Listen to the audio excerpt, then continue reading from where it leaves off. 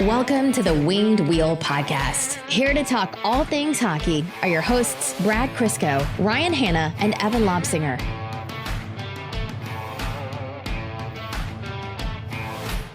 You know, we go into every new year and always give ourselves these goals and resolutions and these blank slates and try to kick off the new year with a bang and do it the right way. And on January 1st, 2020, I've been bombarded with gifs and images of Pierre McGuire eating a corn dog. And I just want to thank you all for ruining 2020 and this entire decade for me, less than 24 hours into it. Thanks for nothing. It's on the bright side. It's all uphill from here. Oh, have we learned nothing? Yeah. Happy New Year, everyone. I hope everyone survived. And if you didn't, well, we'll miss you. But for everyone who made it into the new decade, congratulations, welcome. It's a new year. It's the same team. And hopefully we will not have used that as the title. I hope we haven't used that as the title because I think we legitimately have used it 3 times before. At least. What's new? Brad's sick. I'm not sick. Brad will be sick. Soon, yes. Evan's My entire gone. household is dying. Evan's gone snowboarding. I assume that's what he's doing in Quebec. I'm not sure. Yeah, There's probably some other things mixed in. He's gone to recruit Alexis Lafreniere and is disappointed to find that he's over in Europe right now. That sounds like an Evan thing to do. Yeah. Yeah, I guess the only new thing is still just the studio. Hopefully now we can start getting those jerseys up. We have more of a grand design for this. What if we just plaster that wall with a giant octopus and it just looks like it's ready to attack us? Devour us? Yeah. Really, like the way it slants, it would work well. So we would go from like a basement that was like too busy because we had to fill it all with stuff to a room that wasn't too busy, but make it too busy with a giant octopus graphic. The thumbnail on it, we could attract a lot of new viewers who are accidentally clicking on it thinking it's something far more horrifying. Yeah, the weird folks who think that they're way deeper on the click hole in the internet. Yes. Welcome to the Winged Wheel Podcast. I'm Ryan Hanna. I'm Brad Crisco. And since we last spoke, a good amount has happened. The World Juniors have trotted on and some Red Wings prospects have made their impact visible. The Red Wings closed out the decade with a bang.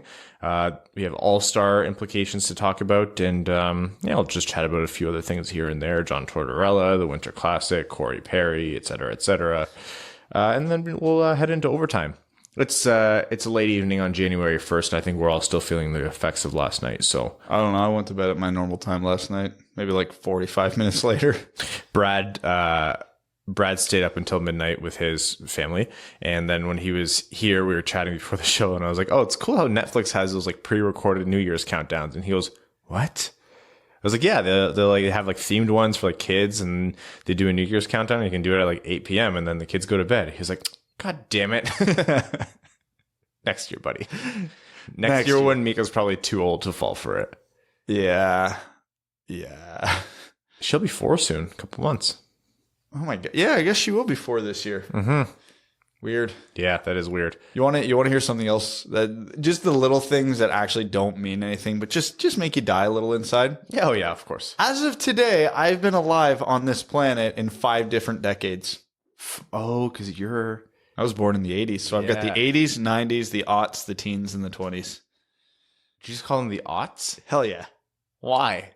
Why not? What else am I going to call them? You just wanted to say that. Also, it could be both. Yeah, that's fair. All right, the World Juniors.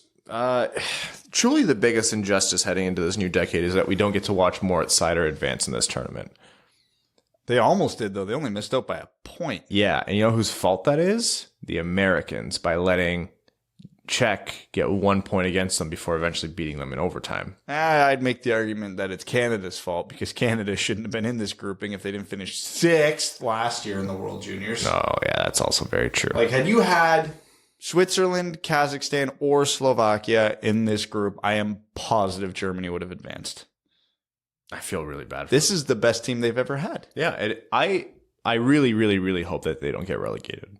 I hope they stay in. Yeah, Seider, again, we mentioned this last episode, and I think the statement still holds, has been the best defenseman in this tournament. Yeah. He won't get recognized as it because he's not going to be playing any medal round games. So any Red Wings fans are saying, oh, he better get it at the end of the tournament. Well, he's going to be essentially 3 games short on everybody else. So it won't happen. A couple of their draft eligible prospects looked amazing. We were trying to figure out if it was Stützle or Stoitzel, and apparently it's Stützle. Yeah. It's Stützle. Stützle. But we can say, I think we can say Stützle and be fine with it. There's no going back now. It's Stützle. Stützle. Stützle. After 15 episodes, we finally got it right. Is it me, or does that just sound like it would be a delicious dessert? Stützle, that does sound like a good dessert. Yeah. Yeah. Yeah, you had a nice like prime rib and some potatoes for dinner, then you washed it down with some Stützle after dinner. Oh, it's a liquid? Oh, you can do that too. Yeah. It's either a nice breakfast, like a dessert drink, or an actual dessert. I feel someone brought over like this home brewed something or other, and it was like rum and like a bunch of like holiday spices and like hibiscus flowers and stuff like that. And I feel like we could have called that Stützle. Had a different name, but I want to call it Stützle now. One of my coworkers got me like this hot chocolate kit with a little bottle of Bailey's. She's like, here you go. You know, Merry Christmas, Happy New Year. Enjoy it when the kids go to bed. If only she knew I won't have that till like May. As much as I want to. We buy Bailey's. I buy Bailey's by like as big as the bottles come, and I have it twice a year. Cottages, when there is no stopping of Bailey's at a cottage. That's bold. Yeah, that's a cold weather drink. You wake up with Bailey's in your coffee. You sit by the water when it's still a little cool out. I guess that makes sense for you. I Yeah. don't drink coffee, so I do. I do the Bailey's and hot chocolate's my jam. And then last night when we were prepping all day to have people over, and then by like 9:30 I'm already getting tired. I'm like, no, I got to be up until like 2 cleaning. So you giant Bailey's, giant coffee. Sounds about right. Yeah. And then with a Stützle. With a Stützle to wash it down. Yeah. Back to the conversation about Germany. JJ Peterka also looked fantastic. I think we mentioned him as like a second round candidate for the Wings last episode. Don't think he's getting that far. Yeah, he might not fall. This is the really big advantage to the World Juniors. I don't really see it as a defining, it doesn't lock players into their picks. Like, let's pretend that Lafreniere and Byfield were more close. You wouldn't use this tournament as like the deciding factor to say who goes first, who goes second, or like who's going 8th or who's going 9th. But what it does do is it exposes you to these guys that really are first round talents that people don't have eyes on. You could argue the World Juniors is why Nico Hischier went first overall. Yeah. That was his coming out party. He was like 19th going into that tournament. And it often is players from countries that aren't traditionally dominant. So the Germanys, the Switzerlands, those kinds of countries where they have to work a little bit harder to get noticed because they're not playing in Sweden or Russia. And then they have their coming out parties. So that's been huge. And you would want to hope that this continues for Germany based on the quality of prospects that they've been putting out. Some fun Moritz Seider stats. This is from Chris Peters on Twitter. He tweeted this out. Moritz Seider's played more than any player in the tournament as of today, before the quarterfinals started. Nearly 26 minutes per game. So he's played basically an extra game. Yeah. Versus everybody else. He's been on the ice for 1 even strength goal against. That's nuts, because as good as Germany is this year relative to other years, they're still Germany and they still didn't win a game. Yeah. I think he's been on the ice. I can't. 6 goals against total, 1 empty netter, 1 even strength goal, and 4 power play. I want to see how many. It's not showing me how many goals against that they have the entire time, but regardless, 6 goals against for a team that got pumped pretty much every game is remarkable. Well, 6 goals against the first game, 3 goals against the next game, 4 goals against, and then another 6. Oh my God. 20. 20. Yeah. And he was only on for 6 of them. Wow. Yeah. He was playing half the game. Yeah. Literally. That's fantastic. So really good stuff from Germany. Now, moving on, the Germany and Kazakhstan are the 2 teams playing out for relegation. Yep. Does that expand at all? No, right? No. Like it's just those 2 teams. It's just those 2 teams. Yeah. And Germany will handle them with ease in all likelihood. It's funny that how quickly hockey can turn too, because only a few days ago when we were in this room talking about the World Juniors, we were just talking about how doomed Canada was this tournament because they came off a 6-0 loss to Russia where they looked horrible, and Lafreniere was out for the tournament. And as was expected, they won the group, and Lafreniere's back tomorrow. So That group was wacky. there was like a circle of everyone has beaten everyone by like transitive property. Like Russia beats Canada, Canada beat the US beat, I don't know. After the first game that literally happened, Russia beat Canada, Canada beat the States beat the Czechs beat the Russians beat the Germans beat the Czechs, I think is how it went down. What a nightmare group. Legitimately, what a nightmare group. So now in the quarters, you have Russia against Switzerland, Slovakia against Canada. U.S. draws a hard draw with Finland, and Swedish-Czech showdown in the quarterfinals. So it's worth noting, too, Sweden still hasn't lost a game in the round robin in a decade. Yeah. That sounds like it would be like a metaphorical joke. No, literally. It's like 54 straight games or something like that. What an excellent program. I would hate one gold medal in that time, though. So can you imagine being a top talent like the United States and playing Finland in the quarters? That sucks. Shouldn't have lost to Canada. Yeah, that's true. Shouldn't have went to the overtime against the Czechs. Oh, man. Then Germany would have been in.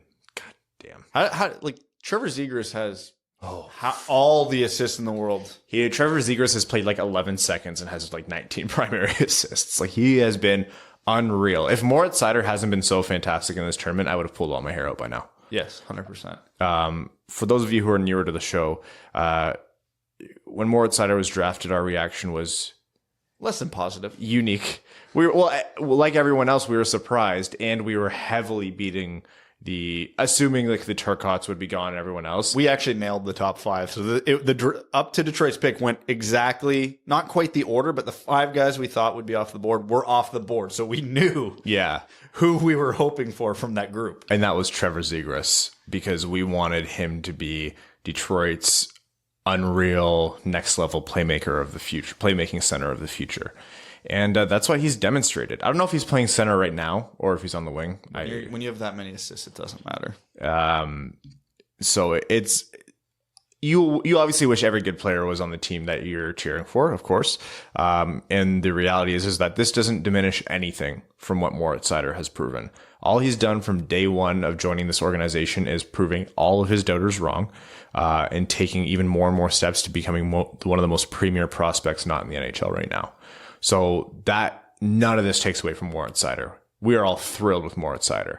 And for those of you who haven't been listening for too long, we actually had an episode where we featured Moritz Seider as this is someone that we want Detroit to draft in the second round before his stock went up dramatically. So not at all anything against Moritz Seider, but yeah, man, Trevor Zegras, like the way he finds these plays. Obviously, you have so much more time and space in the World Juniors. You know, you'd get dummied if you tried a lot of that stuff in the AHL or NHL. But still, there's a level of talent and creativity and execution there that you just don't see with other players. No, he's got a truly unique ability to create offense for his teammates, and it shows because Cole Caulfield has had a pretty quiet World Juniors so far outside of his OT winner, but last I saw, Zegras had 9 primary assists in like 4 games. It's dumb. The U.S. has been fine in this tournament, if not underwhelming. Fine. Yeah, you would want them to have done better, eh? Yeah, they lost to Canada in a very close game, but that Czech game was, they beat the Russians, they handled Germany, although they were losing to Germany at the halfway point of that game. So, yeah, it's been a weird tournament for them. It's been a weird tournament for everyone. How does the same team that beats the U.S. lose 6-0 to Russia? I don't understand how anything in this tournament has shaken down, but here we are. Yeah. Joe Veleno played again. Yeah, he did. He got suspended for his love tap headbutt, which is just a demonstration of why black and white zero tolerance rules are stupid universally. Yep. I do that to Mel every time she comes in the door, so I don't understand why that's a suspension. I understand why that's a suspension, and no one should be surprised, but it's still dumb. Yeah, he missed a game and he came back and immediately made an impact. A goal and 2 assists. Yep. And they needed him to do that because it looked like Alexis Lafreniere would be out for ever. And he's coming back against Slovakia in the quarterfinals. I don't expect him to play a lot that game because Slovakia has been bad this tournament. And if Canada wins by any less than 5, it's probably it's a disappointing performance for them. Yeah. But yeah, we'll see. It's I wouldn't have played him in the Slovakia game just because it's Slovakia. I'd have rested him out of precaution. But hey, he's back. Maybe they'll reunite him on a line with Veleno for a few shifts, or maybe he just plays the power play. I don't know. All I know is that if we don't get him number 1 overall in this draft, I'm going to be rattled. Yeah. Can I be clear to something for everybody who follows me on Twitter as well as listening here? When I make those jokes on Twitter and I see stuff like Athanasiou is out for 3 weeks and I tweet, I swear to God, if we go, you all don't need to just bombard my mentions with the fact that we're going to pick 4th overall. I know. I'm aware that's the statistically most likely pick. I know how this works. We've dropped in the draft lottery every single year.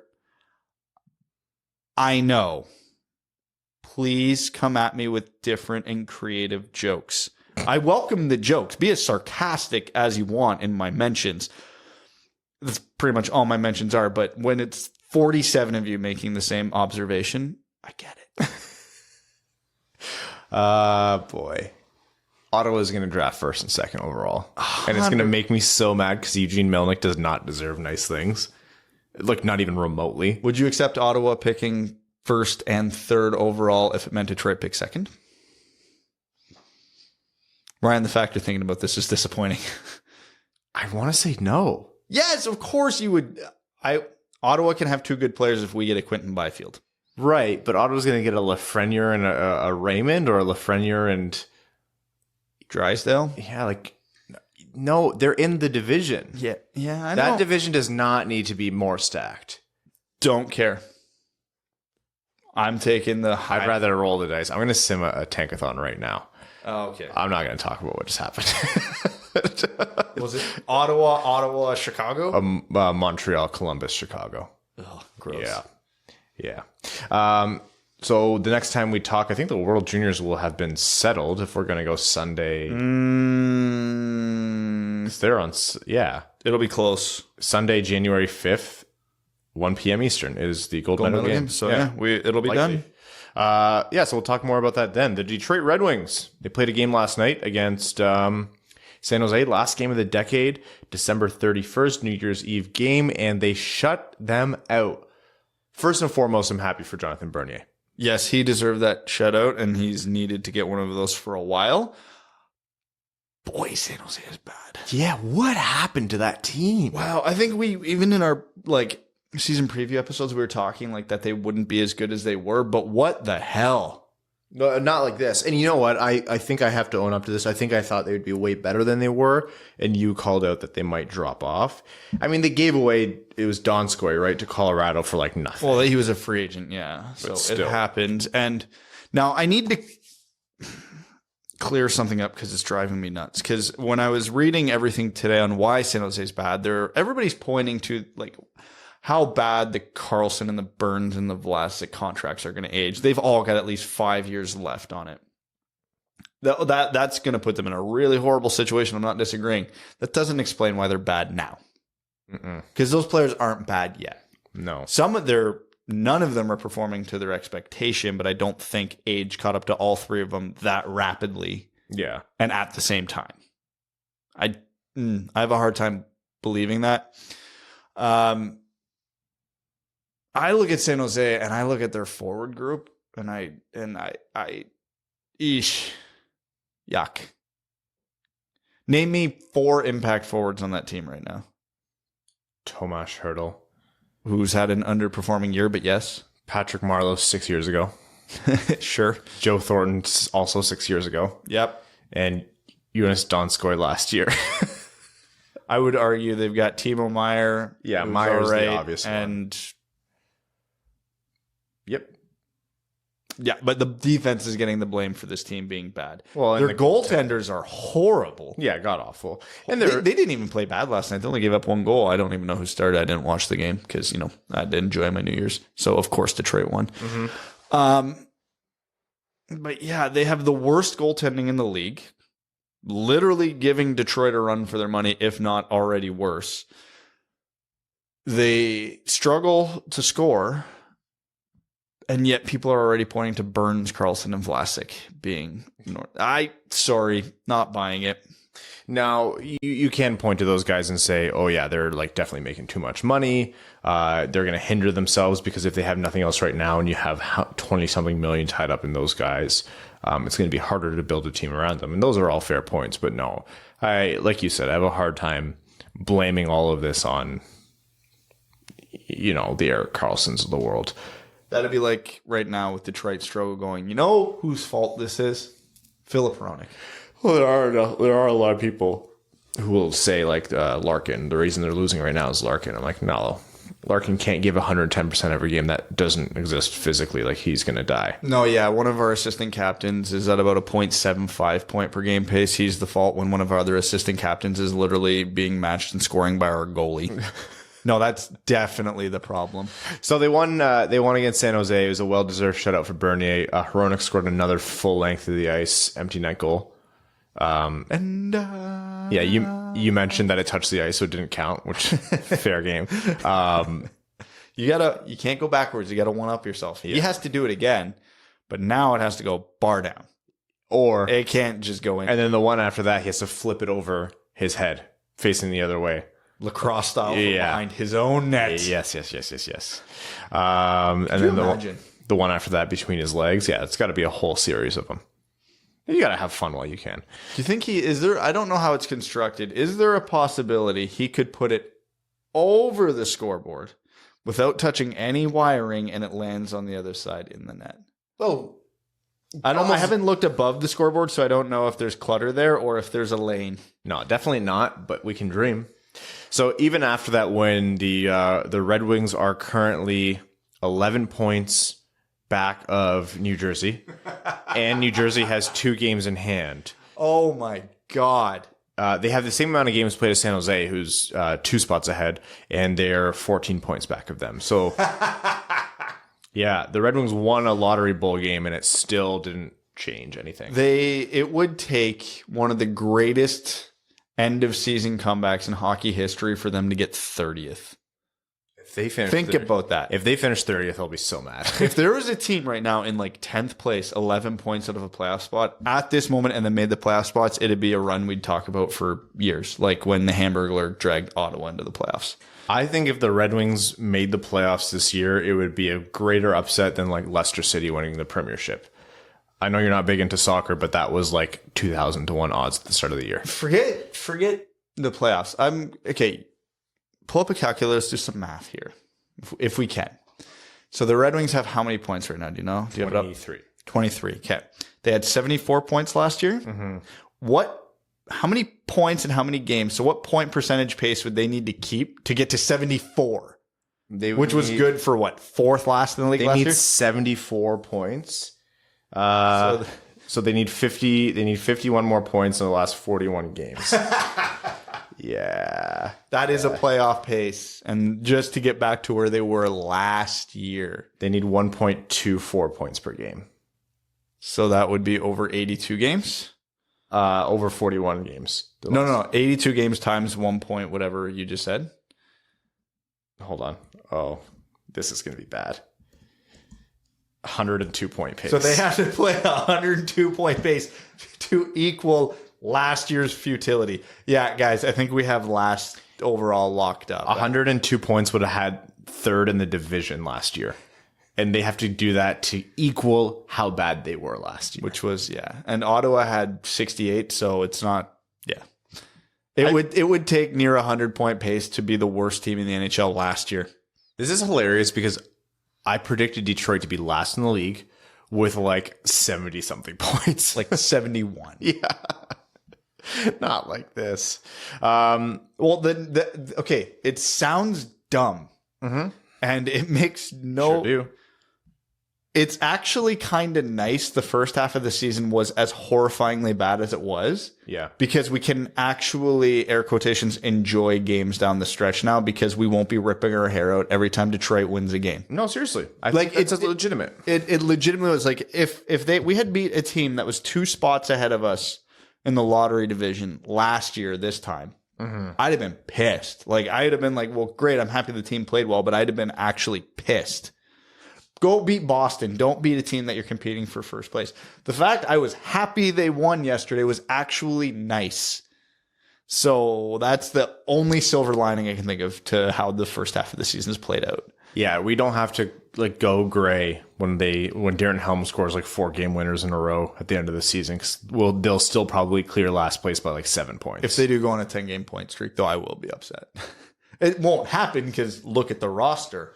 But the only way it happens is if like Mantha's healthy, Athanasiou is healthy, Larkin's rested for some reason. Zadina goes off. Yeah, there's Sider is up and the team's rejuvenated. I was going to say, and there's another competent defenseman on the team. Is actually a factual statement I can make because it's literally Filip Hronek, and I feel like calling the other 5 guy is generous. Filip Hronek and the ghost of Danny DeKeyser at this point. By the way, are you getting as irritated as I am about? I know what you're. Yeah, he is putting up so many points.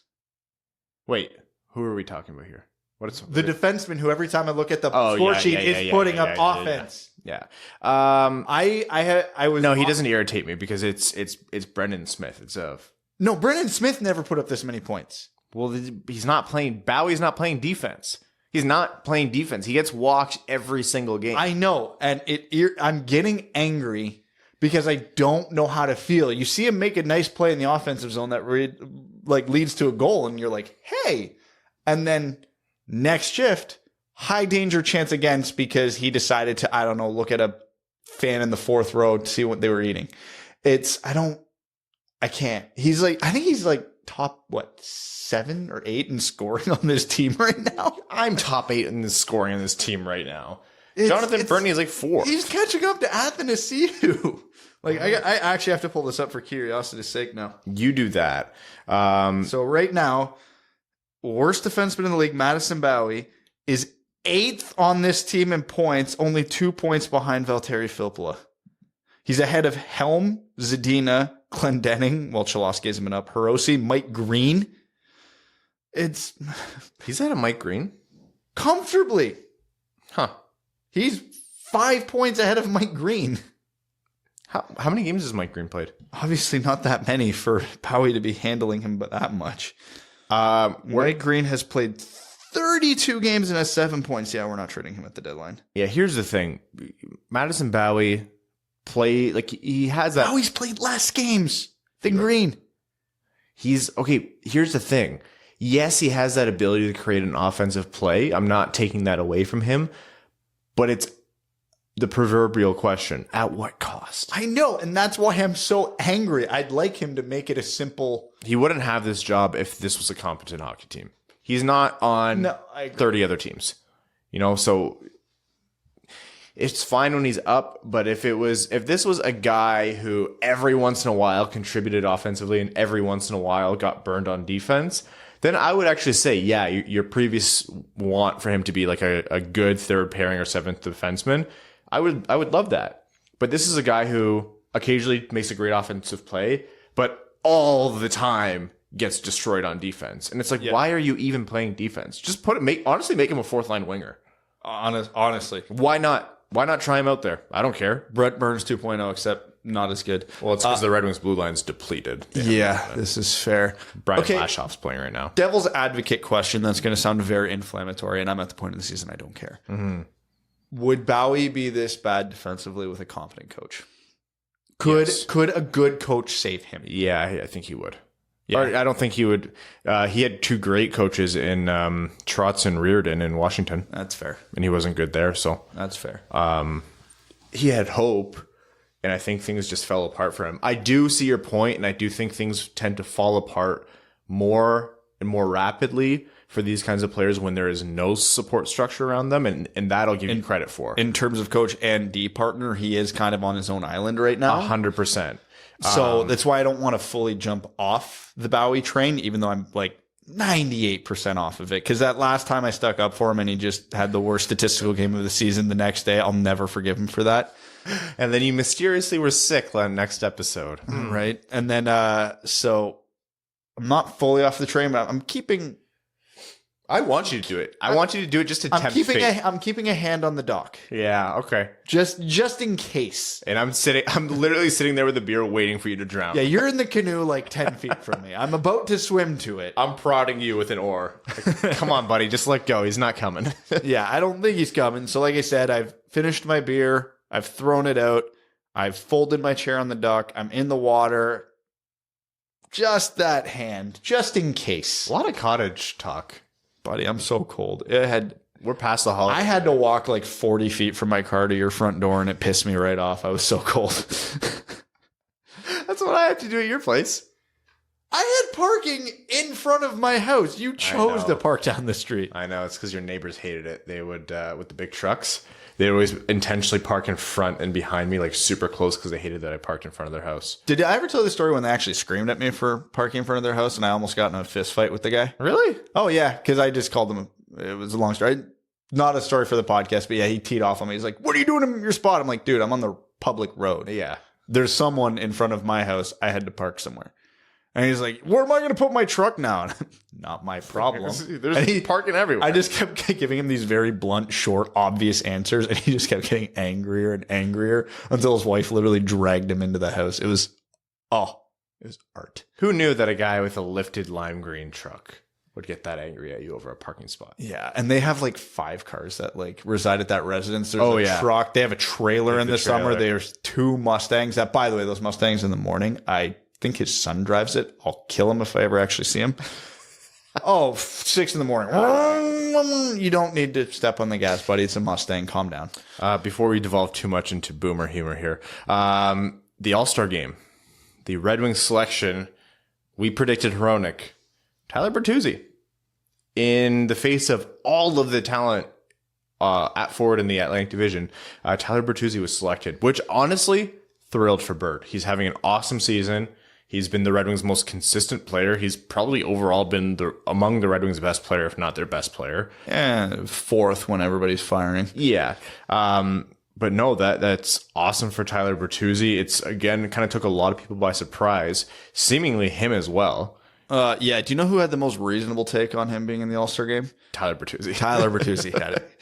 He comes out and says, I wouldn't be here if every team didn't have to have a representative. So A, he was degrading himself, and B, he was degrading his entire team because he admitted they didn't have an All-Star on that team. Does he want to be on this podcast? Because he's fit right in. I would argue Hronek should be an All-Star either way because he's, I thought so too. Again, much like Bowie claiming to be on an island, Hronek doesn't even have land under him. He's on a dinghy in the middle of a storm. He's not been perfect. Like, for anyone who's, pays attention on Twitter, I tweeted out a play of him where he missed some pretty obvious assignments on defense, which led to a scoring chance. And those are some holes in his game, but he's also been the Red Wings' best defenseman by a country mile. He's also, 21, 22? Yeah. Those are the things that come in his first full NHL season. So it was Bertuzzi, and then the last man in vote for the Atlantic didn't even include Mantha or anyone else. It was Larkin. Well, Larkin's had an all right season. You could definitely make the case Larkin's had the second best season on this team. Yeah, I mean, a healthy Mantha would be. A healthy Mantha's the All-Star. Yeah. There's no debate there. My All-Star ballot for the Red Wings probably would have went Mantha, Hronek, and then I could have interchanged Larkin or Bertuzzi however you wanted. His goal last night was another beautiful tip. NHL's best puck tipper. They should have a puck tipping competition at the NHL All-Star game just because he would dominate everyone else in that. Do you see that competition tree, Jamie Benn and Tyler Seguin? Yeah. Holy hell, do I want that to be an All-Star game. Cool as hell. So cool. I want that in my life. Forget the All-Star game. I actually want to own that machine. I would never be productive ever again. It's a vertical pole that stands in the middle of the net and with like these targets that flip from side to side. So if it's on the right side on the hinge, and you hit it, it rotates around to the left side. And basically it's you and another shooter next to each other, and you guys are competing to see who can flip all the targets to the opponent's side before they can do that to you. Such a cool concept. Yeah. Please, NHL. They really need, we need to get Merrick on to talk about these kinds of, things to make the All-Star game fun. Everyone's like, here, Tyler Bertuzzi said that about himself, like he knew he wouldn't be there. And then Dylan Larkin, when he was asked about being up for the vote in the last man in, he actually said, please don't vote for me. I would much rather have the days off. Which is the surest way to ensure the internet votes him in. So congrats, the Red Wings will have 2 All-Stars now. That is a mood if I've ever seen a mood for the Red Wings this season, fan, player, or otherwise. Like, that is, I felt that in my bones. But don't vote me in. I'm tired. I'm tired of this shit. Please, God. I just want a nap. Dylan, where are you going on? Are you going to the Caribbean? You going to do a trip? You going to go visit some family? I'm locking myself in my bedroom with a 2-4, some snacks, and Netflix, and nobody's going to see me for 72 hours. Watching season 1 of The Witcher and then playing through the games. Shut up. Don't talk to me. Every time I step on the ice, I get 3 cross checks in the back. Someone cuts my tires. Someone cut my tires this morning. You know who my line mate was today? Darren Helm. I play on the first line. My line mate was Darren Helm. Please, I need a break. Jeff Blashill calls me at 4 a.m. sobbing every day because he's worried about his job. Because he read NHL trade rumors Papua New Guinea Southeast Wales.me. Stupid. Oh boy. Oh boy. Don't. No, I've avoided it this week. Don't. You know what the worst part is? No. The new worst part is? We've already talked about these garbage sites that spew this drivel. Now, there's other sites who acknowledge the fact that their only source is another site, this like garbage site that just makes shit up. And then they put that out as news, and their headline is like Blashill to be fired, which didn't. The story was he was going to be fired before New Year's. So, ta-da! It's obviously all garbage drivel. And these, these websites are now a self-fulfilling prophecy. Website 1 reports something because website 2 posted it. Website 2 posted it because website 3 posted it. Website 3 posted it because website 1 posted it. And it's just the cycle of bullshit that's never ending. If we could figure out a way to turn this into actual physical energy, oh yeah, we've solved everything. We solved the energy crisis. It would fix everything. And then you look at those accounts, 20,000 followers. And hey, at Ryan, at Brad, any credence to this? Look, I understand the want to discuss it. And sometimes someone sent it to us from one of the ancillary sites, not the site that actually makes it up. And I was like, oh, if they're talking about it, is it something? And I read the article and they just were like, no, we admit we have nothing. It's just this other first garbage site. It's deceptive. It is stupid, and it's just pure clickbait. Ugh, God. In 2020, we won't give those people attention anymore. Still waiting for that Mantha for Ristolainen trade. How's that? A callback to 4 months ago when we were talking about these garbage sites. What's his name? Evan Rodriguez? Yeah. Has requested a trade. What do you think about him? We have him, except he's older and more expensive. Oh. Well, I don't care what player I'm talking about. Pick one. I think he's a fine centerman. He makes, $2 million a year? If we can send one of the older guys so that we get the same player, just younger, fine. Yeah, no, Buffalo won't take that. Buffalo's under pressure to be much better right now. I'd say we could send them a defenseman, but we don't have those, and they have too many. Where is Buffalo in the standings? Oh, Far they're down. in the free fall now. It's happened. They are at 25th overall in the league. Oh, boy. They were in an Atlantic divisional seed no more than 2 weeks ago, I believe. Who else made the All-Star game? For Boston, obviously David Pastrnak, Tuukka Rask, Jack Eichel, Bertuzzi, Jonathan Huberdeau for Florida, Shea Weber for Montreal, Anthony Duclair, good for him, for Ottawa, Hedman for Tampa, Anderson for Toronto, and Matthews for Toronto. And then the last man in voting, Patrice Bergeron, Rasmus Dahlin, Dylan Larkin, Alexander Barkov, Max Domi, JG Peugeot, Steven Stamkos, and Mitch Marner. And that's just the Atlantic. I won't go over the whole league. Stacked, though. Can you imagine being Brad Marchand's not even mentioned here. Nope. Patrice Bergeron, Mitch Marner, Stamkos, Barkov, those guys all aren't in. Yeah. And Bertuzzi is. We need to rid this one team. Every team needs a representative. It's an all-star game. It's not that fun to watch. It's something to talk about. It's great. The only problem I have with this now is it means nothing to be an all-star. No, yeah. Because really how many all-star games did Zetterberg play in? Oh, I don't know. 1, 2? Because, well, every team needs to have a representative. So how many Tyler Bertuzzi's got in because he didn't? Yeah. And so he didn't because however many Tyler Bertuzzis of the world got in. Remember how we could say, yeah, Gordie Howe was an all-star for like 20 straight years? Yeah, that meant something back then. Yeah, that was an accomplishment. It meant you were legitimately one of the like 40 best players on the planet every year. It means nothing now. And now you have, Alex Ovechkin choosing to skip the All-Star game because it's pointless. He's already paid his dues there. He knows what he's going to get, and he needs to rest because he's 34 years old and he's trying to break Gretzky's goal-scoring record. He's also trying to win a Stanley Cup this year. Yeah, I mean, yes, obviously. And I respect that. Yeah, I would too. I don't like if I was a player, and again, I'm saying this as a guy who's obsessed with hockey and I get on the ice every chance I get. Yeah, no, if I'm playing 82 games a year, I'd happily play 81 and spend a weekend in the Caribbean instead. Mm-hmm. I'm sorry. That's the way it is. Like I would, if we had a game on the Wednesday night and no more games till the following Tuesday, I don't even think I'd have all my gear off after the game by the time I got to the airport. Another quick thing I want to talk about before overtime. John Tortorella stepped up to the mic after a particularly controversial end to a game. It was complicated. Essentially, time came off the clock that didn't need to come off the clock. It ran long past the whistle, and he asked the refs to, hey, there's only 18 seconds left. It should be 19 something. Can you fix it? And to which the refs basically told him to piss off. And then sure enough, Columbus scored the game-winning goal 0.3 seconds after the buzzer went. Mm-hmm. So it actually did cost Columbus a win. Mm-hmm. Game went to a shootout. Columbus lost the shootout, so they lost the point in the standings. And in that shootout, just to rub salt in the wounds, they lost their starting goaltender for the next 4 to 6 weeks with an injury. So he tore the NHL and the referees a new one. Which he should have. And if you do that in the NHL, you get fined. Baloney. Columbus had a true fan base. They'd already have the GoFundMe to pay that fine for him. Legitimately. The NHL released a statement which explained nothing about the actual technical process he was complaining about. Yeah, why was it not? Why did they not fix it?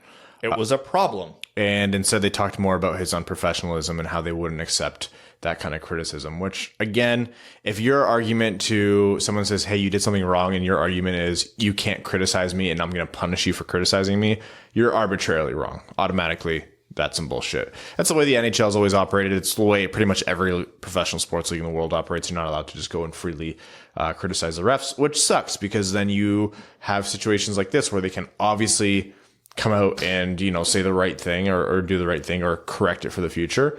But instead, the focus is more on, oh, here's a bunch of words to make it seem like there's an explanation. There's not. And also John Tortorella is a dick and we're finding him. Okay. Imagine how angry John Tortorella is, but like to go for how big of a problem this could be. If you want to take the extreme angle here, Columbus is a small market team. Mm. They need every last dollar they can. Imagine if you're the owner of the Columbus Blue Jackets and your team misses the playoffs this year by 1 point. You don't get any of that playoff revenue. You don't get the invigorated fan base from the unexpected playoff run this year because they are in the hunt right now. They're one of the hottest teams in the league. Because the refs didn't do their job or the league didn't do their job. Oh. They're going to miss by a point now. It's going to be close. It's staggering that you can have that level of incompetency at the highest level of any given profession. Last thing, the Winter Classic happened today. I have 2 takes. One, Corey Perry's elbow to the head of Ryan Ellis is the kind of hit that ends careers, and that was a Bush League move by Perry. That should be a 12-game suspension, so I look forward to seeing how much his fine will be. Yeah, 2 games maybe. Stupid play. Second take is that Dallas should wear those as their main uniforms. Those are gorgeous. The STDers? Yeah. I don't care. It's better than the slanted star. I think that their current, yeah, well, it's better than their current jerseys, but all their old iterations, every single one of their old iterations is better than their current ones. They just need to go back to those. That's fair. Any one of those. The star with the sorry, not the Dallas basketball jersey. Not that one. Sorry, yeah, those were among the worst ever. Yeah, those were terrible. But the actual star with the stars written across with the green star design, or you wanted to go just the black with the white bar and the green stripe. Sure. If you really wanted to be ballsy, North Stars. Will Minnesota's getting the outdoor game for next year. Should they wear the North Star? Yes, 100% they should. Yes. Because that's hysterical. By the way, my favorite tweet I saw about that was I died laughing. So they were talking about Minnesota has been awarded the 2021 Winter Classic. Cool. It's a good hockey market. Fine with that. Opponent is to be announced. And down goes Brown. Tweeted, oh, TBA, the Blackhawks again. If it's the Blackhawks, I will punch through a window. They can't possibly, right? They couldn't do it again. Apparently the front runners are St. Louis right now to play in that game. Yeah. Other teams being considered, I don't remember who they all were, but Chicago was one of them, and it was only like 3 teams. Columbus is in there. Yeah. How is it not Dallas? If they, I want the hate game. I don't care if Dallas is in 2 in a row. It's got to be Dallas. Because that just for the hatred. And I want them to both wear North Stars. Yeah, jerseys. just both wear the opposite North Stars jerseys. I think that'd be funny as hell. Okay, we will take this time to head over to Overtime, which on this episode of the Winged Wheel Podcast is brought to you by Motor City Garages. They are a family-owned and operated business servicing Metro Detroit. They do garage flooring, cabinets, overhead racks, wall storage, getting your forward into the All-Star game when he maybe didn't deserve it over other guys, and everything to do with your vehicle. Enough of the messy garages everyone is sick of walking through. It's time to turn it into something useful. Whether you like to work on your car or if you'd like an organized space, we have you covered. 3D designs and a lifetime warranty. Motor City Garages, park in style. We're going to head over to Patreon, who during our midweek episodes only get their comments read out on air for Overtime. Oh, Justin changed his name too. I love my playoff bound Packers. Yeah, good luck, pal. He just says sup. Can relate. Oh, shut up. That counts. That's Brad. Brad talked about the Bills. That means he put some money in the jar. We're gonna get a jar. Didn't say the team name. We're going to get a jar, and once we have the table, we're putting it on the damn table. We're putting money in the jar. What is it, like a quarter for every time I mention it? Something like that? I think I have to make it more expensive. Otherwise, you'll no, because I'm going to put $20 into the jar right away. If Buffalo wins their playoff game against Houston on Saturday, if they win, I'm walking into this room just dropping a 20 in the jar, and that's the beginning of the podcast because I may never get to do that again. Charlie said, Lyric says the Wings win. The Wings last win in the 2019. The Wings' last win in the 2019 against the Sharks somewhat cuts the sting that has been this season so far. Since the Sharks traded away all their prospects and picks, and DeBoer being fired, a long rebuild is likely for GM Doug Wilson. Pick 3 teams you'd want to be GM for and 3 you would not. Heard this on WFB and wondered what your response would be. Thanks again and Happy New Year's.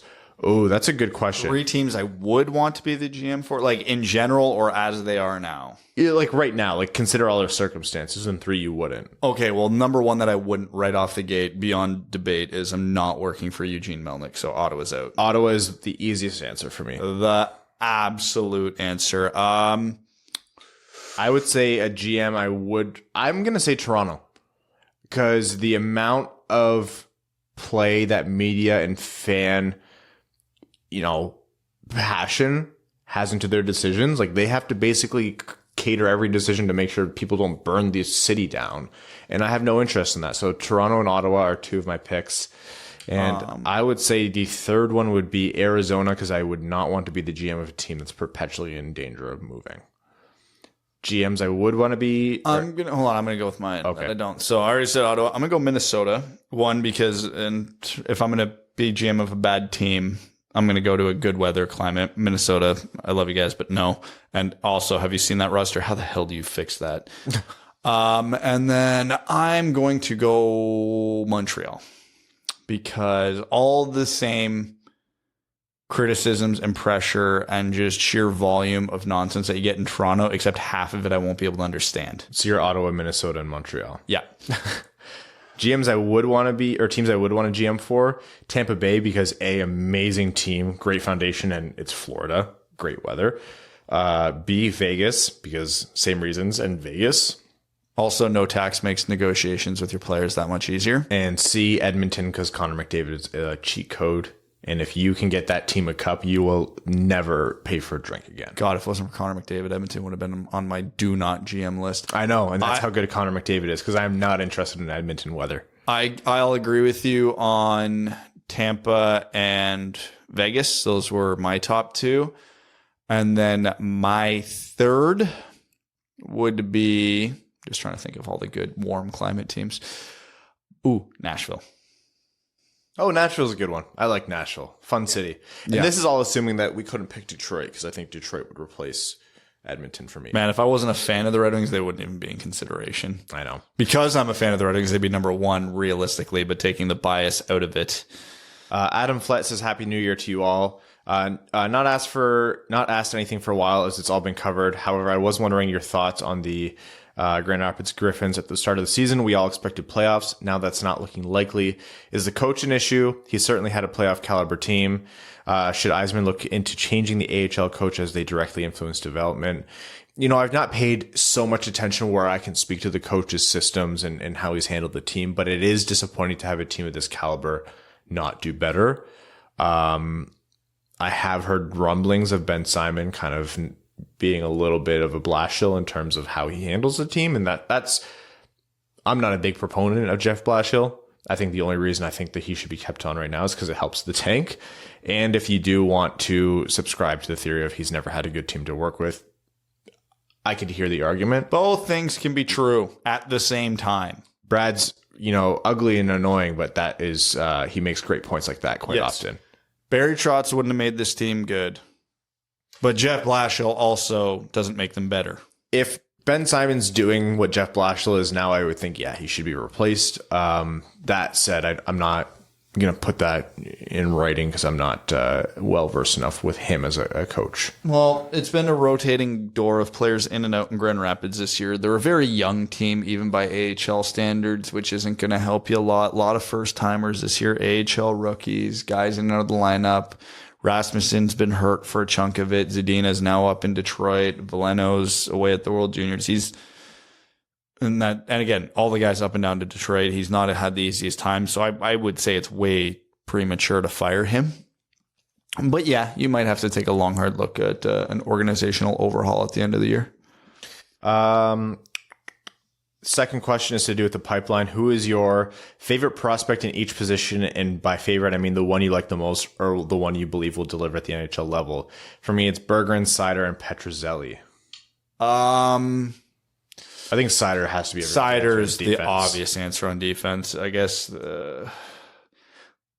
Like the easy answers for forwards are Veleno and Berggren. Mm-hmm. Honestly, I friggin' love Master Simone though. God, do I like him. He is just compete with skill. If he gets his skating together, he could be an absolute steal where we picked him. Mastro is that pick that made sense. It was the first pick of the draft where everyone was like, okay, finally they've made that pick where that guy's on the board and he shouldn't be. Because the Red Wings are among one of the teams that passed on Niels Höglander twice, unless I'm mistaken. No, just once. Oh, did he go right? Yes. He went before Master Simone. Yeah, someone traded up. Yeah, we didn't no. Höglander went he didn't make it into the 50s. Well, Master Simone wasn't the Red Wings' first second round pick. That was Antti Tuomisto, right? Yeah. We passed on him with Tuomisto, and then I think Höglander went before we picked Master Simone. Yeah. So the Red Wings passed on they took Tuomisto ahead of Höglander, who went a few picks after. 1, 2, 3, 4, 5 picks later. And, Vancouver's laughing right now because he's been great. So Seider, I'll still say Veleno. I think it's exciting to watch Veleno. But you're right. If Master Simone pans out, that could be the guy where we look back and say, how did that guy fall to the second round? In goalie, Larson. I'm staying with Larson because he hasn't been bad. He can't stay healthy. So if that works out, then great. But that's beginning. Here's the problem. There's not a goalie in the system right now that I really like. We got to start making more shirts with instead of just our logo, we have to make them with like quotes. Goalies are voodoo has to be one of the quotes. Yeah, goalies are voodoo. We don't know who will pan out. Might be Jorn van Pottelberga. Yeah. We don't know. Maybe if we're picking 4th overall this year, it'll be Askarov. Who the hell knows? But right now, it's not looking like a position of strength for the Red Wings. Sean Bottoms says, Happy New Year, Dub family. It was nice to see Bernie pull off the shutout last night. He's actually looking pretty solid, and I hope he continues to improve. That said, I was looking at Brad's retweet regarding the Wings comments during the All-Star game. I think Larkin's comment was just a joke, but Bert's comment got me a little worried about the mental state of the young guys. Should we be worried about whether or not the young guys will start to get depressed as the season drags on? We sit here and discuss this rebuild process as it will continue for a couple more years, but how do we know that the players we've developed will stick around if we continue to extend it? I get the eyes are playing and trusting people up in the front office to make the right decision, but I'm really worried about whether these guys will stick around for the result. Sorry to bring the mood down a bit. You guys are doing great. Have a happy new year. This was the whole thing I brought up about why you don't want to go full tank. This right here was exactly my argument when you were kind of saying, well, we might as well keep Blashill around because he was one of the standings. This is why the argument against that. I agree with you that this is I agree with both you and Sean that this is a bad thing. And I think this goes even further back than Blashill. I think this goes to Ken Holland. Yeah. Because they're bad this year, but they're not newly bad. I don't think it's the magnitude of how bad. I think it's the length and how long this rebuild will take. And that's not controlled by the coach. That's controlled by the GM that built this dumpster fire of a team, which is Ken Holland, and how he locked down these contracts. That's the stuff that motivated me to be screaming from the rooftops to say, yes, Ken Holland did a lot for this team, but it's time to go because look how he's already hurt them. I wasn't interested in giving him the wheel to try and fix the thing that he put us in that hole. He wasn't going to dig us out of the hole that he put us in to start. And so seeing the construct of this team right now, the only reason we're in this situation is because of that. So yeah, I had the same thought when Bertuzzi put out that statement. I was like, man, I get it. Like, it's hilarious and it's good that he has his feet on the ground, but you need those guys to feel like $1 million. You need them to be on cloud nine as much as possible. Obviously, they're not going to playing on a losing hockey team, but yeah, it's a very real possibility that players ask to leave. You have 2 Buffalo Sabres right now who have trade demands because their rebuilds have taken forever and they don't feel like they're being properly utilized. I'm not going to go into who they are and how they produce because I'm not so big on Rasmus Ristolainen, but I digress. It is important. It's important to give these players something to galvanize around, and it sucks because, we have to be patient, and there's literally no other way to do it. You want to try and cheat a rebuild, you get what Ken Holland created. You want to do it the right way, you get what Steve Yzerman is doing right now, but you play with fire because players are depleted and they're upset and they're not developing how they want. So do you fire the coach and give the players something to rally around, and all of a sudden you're drafting 11th instead of first? Like, it's just this horrible situation which you wouldn't be in if you didn't make years worth of mistakes like Ken Holland did. And also, all the times we talk about like the dumb platitudes about leadership and character, and you need good guys in the room. Now, here's the thing. This is just some funny quotes that could have been taken out of context. We don't know if these players are actually just like miserable and depressed, but assuming they are, so if we're playing the card that they are, this whole leadership group on this entire organization has failed. Because even when you're losing, it's your job as a coach, as a GM, as one of the leaders in the room to keep everything upbeat, to keep the mentality positive, to keep everything's going. Other teams have been bad and turned it around quickly because of a good coach, because of X, because of Y, because of Z, but they're mentally in it. If Detroit isn't, that's a huge indictment on the whole organization right now, because this is when you would get, like Ryan was saying, trade requests and guys who are free agents down the line that you want to re-sign that don't, because they know when it gets bad, it's good. Again, it's why, like, even though John Tortorella is a hothead and we love him for it, but how many times do you see him in front of a press group making a joke, laughing, having some fun? It's more common than you'd think. Same with John Cooper. I don't think I've ever seen Jeff Blashill make a joke. Like, I'm not even saying that to be sarcastic. I don't think I've seen one. Blashill, not funny, confirmed. Maybe he's a great guy in the room and he's good at keeping everything loose, and he's like McDavid. He just locks it down as soon as a camera turns on. I don't know, but man, if it is that bad, it's a massive problem that needs to be fixed tomorrow. This isn't let's just ride out the rest of the season because, hey, the trade deadline's coming up and you never know. And Yzerman keeps things under lock and key real tight. For all we know, there might already be a couple trade requests. Jacob Lozen says, aloha dub family. Bradley, I have a wager to wage with your waging ass. You say that Tyler Bertuzzi, son of Todd, father of Tad, will not break 55 points? Oh, ye of little faith, Mr. Crisco. I bet you WWP swag that he breaks 55. You lose, or if I lose, I'll buy you 4 rounds of whatever crafty hipster beer you decide to drink here in Grand Rapids.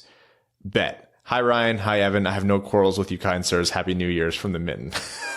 I don't know where I became the wager guy because I don't ever bet, but let me see where he's at because I can toss you a t-shirt. I think he's on pace for 30 goals. I think he's literally on pace for 30 goals. Honestly, I've been so out of it this season. I haven't been keeping track of the stats as close as I normally do because it's sad. It makes me sad. So Bertuzzi's got, he's got 15, so he's on pace for 30 goals. Well, you look that up, and then I'll continue. Jeff Lehman says, Happy New Year's, boys, now that we're halfway through the season. And he's going to tap dance past 55. Why would I make that bet? He's halfway, he's on pace for 60-something right now. I think he's rejected your wager. Jeff Lehman says, Happy New Year's, boys, now that we're halfway through the season and tallied the 10th win. Is it time for the Yzer plan to come into 2020 focus to make a last-to-first run to emulate the uber success of the St. Louis Blues franchise? I'll take my response off air. That's exactly how we're going to give you your response, you pie. Haroon Khan says, hey guys, on January 1st last year, the Blues were last. Today, the Red Wings are last. This means we're going to win. Oh. We're going to pick 6th again somehow. Anyways, great win, and man, I feel bad for the Sharks. Also, what are the possible scenarios you see playing out before the trade deadline? Happy New Year, and let's go Red Wings. I think it's going to be a rather quiet deadline because the Red Wings don't have players teams want. Unless Athanasiou heats up, I really, like Brad said, I don't really think there's going to be much of a market, and there always will be teams asking for someone of Athanasiou's caliber, but right now they're going to try to take his muted season as an excuse to underpay. And you don't sell low on a guy like him. Maybe we'll see some mid-round picks for some spare parts like Green or Howard, who will be good depth pieces for contenders, like insurance policies. So I wouldn't be entirely surprised if we see like a 4th round pick for a Green and like a 5th for a Howard, but I'm not. Unless it's a blockbuster out of left field, I'm not expecting much. Mark Burnham says, were the 2010s the NHL's best decade yet? Wasn't great for the Wings, but it was definitely a strong decade for the league. Pretty entertaining playoffs. Tim Thomas's run in 2011. Penn's repeat. Penn's Caps playoff rivalry. Leafs getting knocked out in Game 7s.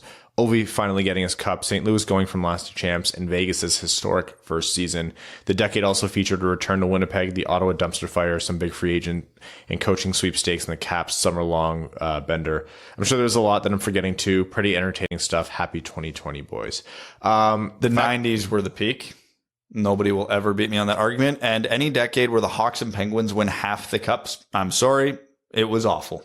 If you want for NHL growth and marketability, yeah, phenomenal. Crosby, Kane, Ovechkin, Matthews, McDavid, all of those guys were featured. Jonathan Quick, Andrei Kopitar, all these guys were featured heavily, so it wasn't just all the Crosby show, but they still had half a season lockout. All the lockouts happen in every decade at this rate. So yeah, the 80s were the last decade we had without one. It was up there for sure. Matt Cheney says, Happy New Year's, dub boys. As per usual, the World Juniors does not disappoint. What a crazy tournament so far. Some quick hits on some of my favorite stories. Canada's bounce back from their Russia loss. Zegras dishing out apple pies like a drunk grandma on Thanksgiving. And Germany's emergence as a hockey nation thanks to cider, Stützle, and company. Who are some surprises in this year's tournament that you think will help them move up the draft board? You mentioned JJ Peterka. Yes. Was the one that immediately comes to mind. I don't think there were many others that jumped out. Lafreniere in his 20 minutes of play has galvanized himself. This is the number. Yeah, Byfield's been unnoticeable. Lafreniere's was the best player in the one game he played. For draft eligible, Stützle's helped his cause. He's a very serious candidate for 3rd or 4th overall now. Yeah, running through the other countries in my head, Holtz maybe has had a stronger tournament than I think we might have expected. And the Terror Twins for Sweden have been good. So I don't know. The Germans were the good surprise story. I haven't seen too many other surprises. Everett Johnson. Everett. We love Everett. Everett's a sponsor of the show in multiple ways. He's a patron and also facilitates the giveaways, some of the giveaways that we've been doing. There's currently one running on Instagram right now. It'll close on Friday. So check that out, where he's been giving away tickets. Lower bowl, you're visible on TV. We love Everett for that. So he's special to us in a lot of ways. Yes. I don't know why I paused to look at you. I don't know. I wanted you to chime in. I thought, were you going to offer me some tickets? Because I am taking the family to the game on February 23rd. But anyone up for a wrangle? Brad versus Evan. Evan's not here, so Brad wins. Round 1, fight. At the end of the 2010-2011 season, Brian Rafalski chose to walk away from the final year of his contract. At the end of 15-16, Pavel Datsyuk left for Russia with 1 year left. And at the end of 17-18, Henrik Zetterberg LTI retired with a handful of years left. These are a few of the most recent examples of Detroit players who did not play to the end of their contract. If you could turn back time, if you find a way to have one Red Wings player that retired early play for at least one more season, who would you choose and why? It's got to be Rafalski out of that list, right? Yeah, because when Zetterberg and Datsyuk did it, the Red Wings were not contenders. Yeah. There's a chance Detroit could have made a run in 2012, so I'll go with that. A Red Wings team with Brian Rafalski in 2013 beats Blackhawks and makes the Cup Finals. Yep. Joseph Fournier says hashtag oh fuck we lost Terry. Just your average Teej says what's up duds, happy new year. Been almost listening for a year now. Hey man, that's amazing. Thank you so much for you guys. If this is your 1 year, if you found us around this time last year, thank you. I guess we could be saying that every episode because it's not, I don't know who starts listening to a podcast. Time is a human construct. Yeah. Who was it that said that? It was just somewhere on Reddit today. No, there's it was Morgan Riley. Someone's like, oh, this is the end of a decade. And he's like, every New Year's is the end of a decade. 2008 to 2018 is a decade. That's the end of a decade. Or like, Jesus, Morgan. It reminds you of just how stupid hockey players are. Brad, I wish your Bills all the luck this weekend. It's a strange year when the Bills are the best team you root for. With all the sadness surrounding the Wings this year, I had a dream that we drafted Alexi. So, I mean, there's that. Anyways, on to more important questions and comments. Hashtag Stay Fresh Cheese Bag. Hashtag oh fuck we lost Terry. Hashtag go pack go. Come on, man. Sorry, Ryan. Dylan Krill says, hey guys, happy New Year's. Do you think Hronek is a true top 2 defenseman going forward for us? Top 2. Or do you think Yzerman will be looking to add through free agency or trade? Who would you realistically want him to target? I don't want him to go that heavily this summer, but if he does, I guess Torrey Krug, who's rumored to already have an extension agreed. They're just working out the I's and T's of it. With Boston? Yes. Yeah, so I think Hronek could be a top pairing defenseman. He certainly looks like it. I don't think he'd be the driver on that pairing. The only problem with Filip Hronek being a top pairing right side defenseman means that Mort Seider isn't. Yeah. Because he would be on the second pairing then, which is good. Hopefully it's a 1A, 1B situation. But then you are missing top 2 pairing left defenseman. But if Hronek and Seider pan out like it looks like they're going to pan out, I want Yzerman to go out and target however many left-handed shooting defensemen he can. Is Hronek Hronek is already the Red Wings' best defenseman. Will he be the Red Wings' top 2 defenseman moving forward? Very likely. If he's not, it's probably because of Moritz Seider, like Brad said. Is Filip Hronek a top 2 defenseman on any team in the league right now? No. Can he be? Yeah, I think there's a real chance based on the steps we've seen him take that he could end up being a number 1 or number 2 guy on a lot of teams. I think he would fall as a 3 or 4 on a lot of teams as well, but he's still shaking out, and to his credit, a lot of things have gone well. He needs to round out some things in his defensive game, but it's simple stuff like positioning, which does come with time. Dylan also says, here's to another great year for the Winged Wheel podcast. Keep up the great work. Thank you so much. 2020. Poised to be a big one. I feel like this was the first episode in a little while where it wasn't like a mad scramble for us to get it sorted, which is a good sign. It's because nobody worked today. Yeah. Yes. Thank you all. And it was a mad scramble for me to get out of the house. We are. Yeah. You got 2 kids. It's going to be like that for a while. Oh, it wasn't even the kids. Sick wife. Oh, yeah. Sick wife, sick life. That's what they say, right? Yeah, it kind of actually held up today. Welcome to the new decade, ladies and gentlemen. Thank you for those of you who have been with us for a long time, and thank you to all of our new listeners. We'd like to thank all of our name-level sponsors. I love my playoff-bound Packers. Actually, first of all, Arjun Shankar. I know Arjun's name gets pushed down the list for some reason. So Arjun Shankar, I love my playoff-bound Packers, Scott Martin, Luke Johnson, Mitchell Shinkowski, Hussam Al-Qassem, Clayton Van Dyken, Mike Reed, Aaron Taylor, Langabir, Matthew M. Rice, Kayla Thompson, Ryan Lewis, Sean Levine, Matt McKay, Hannah Lee, Kaylin Wood, Jacob Turner, Charlie Elkins, John Evans, Rob Thiel, Craig Kibble, Stan Olson, Danny Jr., Kay Waz, and Simon Anderson. Thank you all so much. We will see you on Sunday, and here's to a great 2020. Thanks for tuning in to the Winged Wheel Podcast. Be sure to check out wingedwheelpodcast.com, where you can subscribe to the show on iTunes, Spotify, or wherever you get your podcasts. You'll also find links to other ways to support the show, such as Patreon, official podcast apparel, and more. And don't forget to follow the show on Twitter at Winged Wheel Pod. And of course, the hosts at Brad Crisco, at Ryan Hanna WWP, and at Hockey Town Evan.